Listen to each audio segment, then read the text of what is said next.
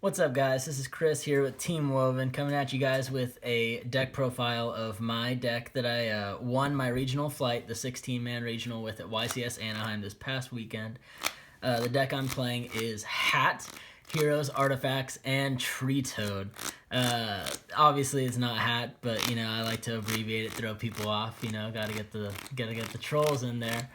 So the deck I was playing, it's not exactly the standard build, as you could tell from the name. I'm running the Artifact engine. Some of my friends thought it would be a good idea in the sideboard, but I decided to main it, and it actually works out pretty well. I can make some pretty good first turn boards. So I'll go ahead and run through the deck list and tell you guys some of the combos that I use to win and get my Nats invite. So for the monster lineup in the main deck, we got the 2 Shadow Mists. And the reason why I run 2, honestly, because there are 9 ways to get to Shadow Mist in the deck. There's the 3 E-Call, the 3 A Hero Lives, and the 1 Rhoda, as well as the 2 Shadow Mists. And you never want to see doubles of these. Usually you just need 1 to get it off. And if you get the 1 off with the 10 Goldfish or the Hero Lives to get your mass change, it's enough most of the time. You don't really want to see multiples, especially in your opening hand. If you see multiples, it's pretty bad, to be completely honest. So I feel like 2 is good. The only thing that can make it kind of bad is if you banish them both with Desires, but I've been testing this deck for months, and it's never been relevant where I've banished both off Desires. So then we got the Triple Bubble Man as well. Triple Bubble Man, Heart and Soul of the deck. It's the only thing that's keeping this deck relevant right now with the Tree Toad and Bahamut Shark plays. I honestly think that this thing, if Konami wanted to hit Heroes, they'd probably hit Bubble Man. It's just way too good, and this is what keeps the deck still going. Especially with these, the triple 10 Goldfish. You got to play it. It enables the Shadow Mist to get the mass changes. It empties your hand out if you have too many monsters for the Bubble Man. And it makes Bahamut Shark. It also makes Hope Woven, which is another really good Xyz that needs water materials. Honestly, this thing is really good. So that's it for the level 4s, the standard heroes. Now for the artifacts, run the double Scythe, the 1 Moral Talk, and the 1 Beagle Talk. I really love this engine, especially because Scythe off of Sanctum is just a floodgate. It stops your opponent from using the extra deck. So if you can open Darklaw, Tree Toad, Bahamut with a Scythe, it's a really, really strong board because you're stopping them from using the extra deck. Darklaw is a macro on their field, and Tree Toad negates. So I feel like that's just a really strong opening. I also like the fact that with Tree Toad, your opponent's going to try and bait it out the negation. So they're going to activate things like Twin Twister to try and pop your back row, because heroes are notorious for setting back row. And in the event that my opponent wants a Twin Twister to try and bait out the Tree Toad, I'm just going to let it go through. Because if they hit the artifacts, it literally blow up in their face, and I'll get my effects off. This is also really good because if I get 2 on the field, I can make Pleiades to bait out stuff like Strikes, Bottomless, Trap Holes.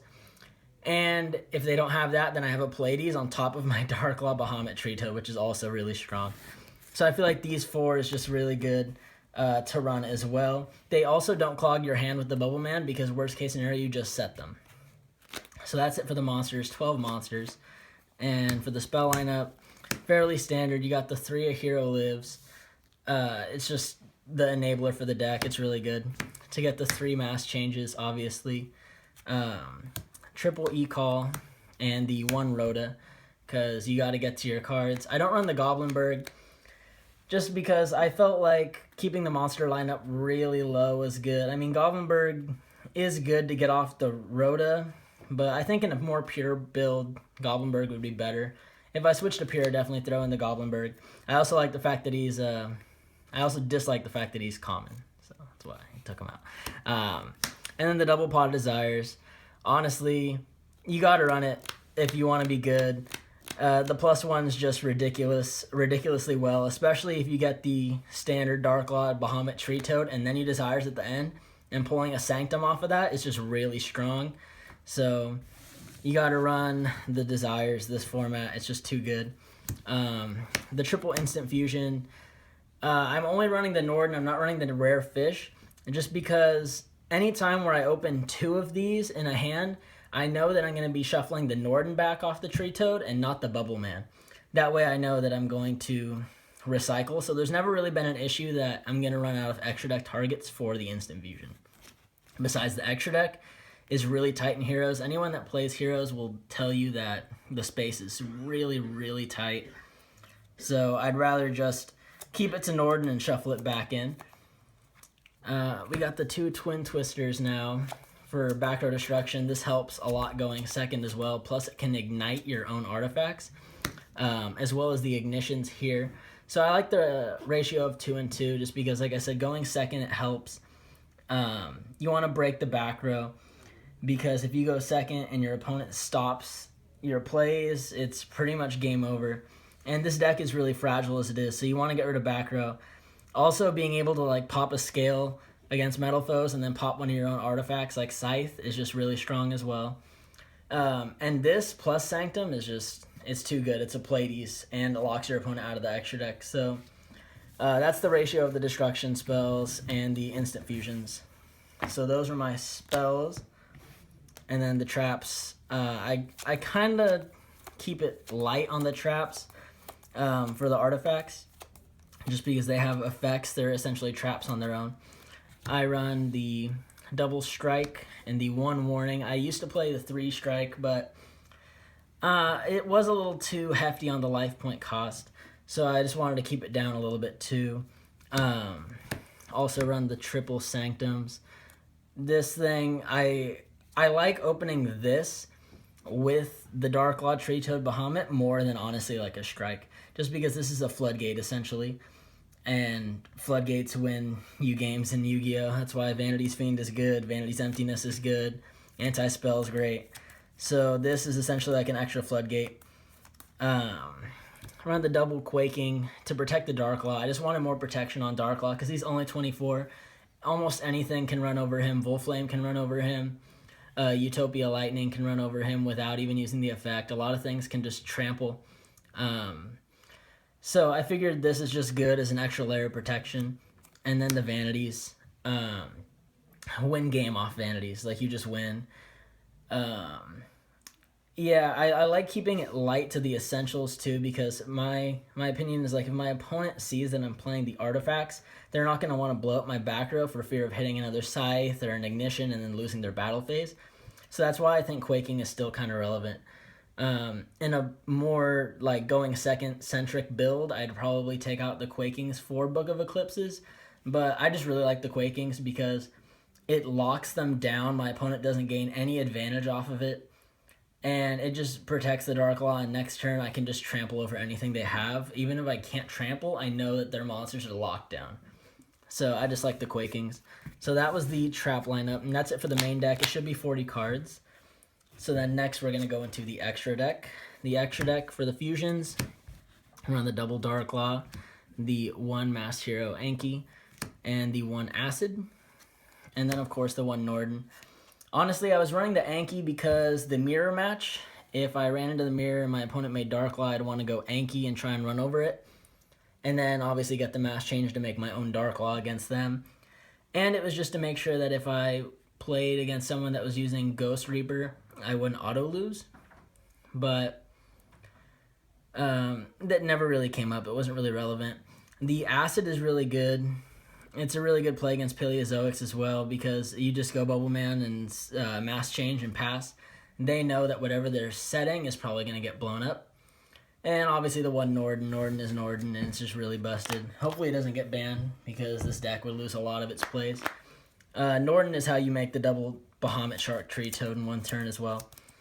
For the Exceeds, I run the 1 Dweller, the 1 Castell, the Utopia package, and the 1 Hope Woven. This is really strong too. I love making it just because it's an extra layer of protection with the Dark Law and the Bahamuts. It lowers all your opponent's monsters by 1,000, making Dark Law essentially 34, Bahamut 36, Tree Toad 32. So it forces your opponent to get around him, and if they destroy him, you can usually bring out a Shadow Mist from the grave off of him and get a mass change. You could even bring out something like Norden and get a special summon for another rank 4 play. So Bahamut's really good. You're not always going to go into him, but he's just there for utility. He's really good, and he looks really good in German too. And then we got the 2 Bahamut Shark. Before I was only running 1, but honestly, it's so easy to make 2 in one turn with this deck. It's honestly, you just need the instant fusion on top of the regular play, and you got 2 of these. And if your opponent can get through double Bahamut, double Tree Toad, Dark Law with something like a Sanctum set or a Strike, they just open nuts and they beat you. There's nothing you can do about it. But most of the time, they can't. They just have to lose too many cards to out the field. The double Toads. The thing about the double Bahamut board too is if they do force out the negation with the 2 of these, you could just shuffle them back into the deck for the next turn with the Bahamuts. So you don't really need to run 3. And then the 1 Pleiades off of the artifacts. So if you can go Ignition, Sanctum, you can just go Scythe, Beagletalk, Pop, lock out of the extra deck. And then on the first thing you do for your main phase, go Pleiades to try and bait out a Strike before you go for the second Tree Toad or even making a Bahamut. They're going to have to negate the Pleiades, otherwise you're just going to bounce all their stuff off the field. And if they want to leave it, that's fine, because it's 2,500 body that can just bounce everything. It's just really good for disruption. Essentially, I mean, it's not always the greatest. You're not always going to make it, but I just like it. It is pretty relevant during the day. And for the side deck, I run a conversion side for the Kaiju engine. So basically what I do is I take out the artifacts and I throw in the Kaijus. I main deck 9 artifact cards, so I take out the 9 artifacts, I put in the 6 Kaiju cards, 2 Max Cs, and a 3rd Twin Twister, so I swap out the 9 for the 9, because going second, I feel like this is really strong.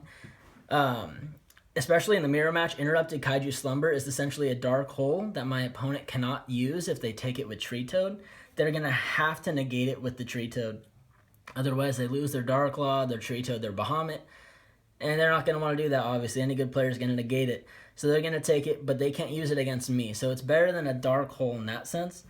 Plus, like, the Kaijus are just so strong in the meta. It's ridiculous. It stops all the floodgates minus Vanities and Christia. But, like, strong cards like Alkahest, Mithrilium, like, other cards like that, like, it just outs a lot. And just this one card, if I get it off, it's just nuts how great it is. The 2 Max C is because Max C, and then Twin Twister for breaking up the back row, so that way my plays go unhindered. The other cards I run are the 2 System Downs for the ABC matchup. The Double Book of Eclipses for just any deck that has things like Kieran, Vanity's Fiend, Christias that I need to get over no matter what. And the Double Anti-Spells for the Metal Foe matchup. It's just an auto win. You just need to play it. I used to actually main the Anti-Spells, but I figured that ABCs are maining it, so there's no really, like, it's not really that strong against the ABCs. And actually, if you can't beat them in one turn, it actually hinders hero decks too, because most of your deck is spells. So I think in the side deck it's really good. I mean, I don't need to explain why anti-spell is good.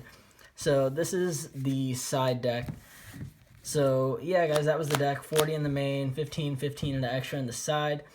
As far as the artifact engine goes, it's not as bricky just because you can set it. Your opponents are most likely going to pop. Twin Twisters is very popular in decks these days. Against hero decks, a lot of people are going to want to pop the back row, and the last thing they're going to expect is Artifact Scythe coming back from the grave. Overall, I'm really happy with the Artifact engine. I think it's really good. I'm probably going to end up playing it for a couple more regionals and see how it does, so you guys will be able to expect updates on that. So yeah, let me know how you think of the deck. I really liked it. I'm really happy that I got my Nats invite with it. So thank you guys for watching. Thanks again for the deck profile. This was Chris with Team Woven signing out.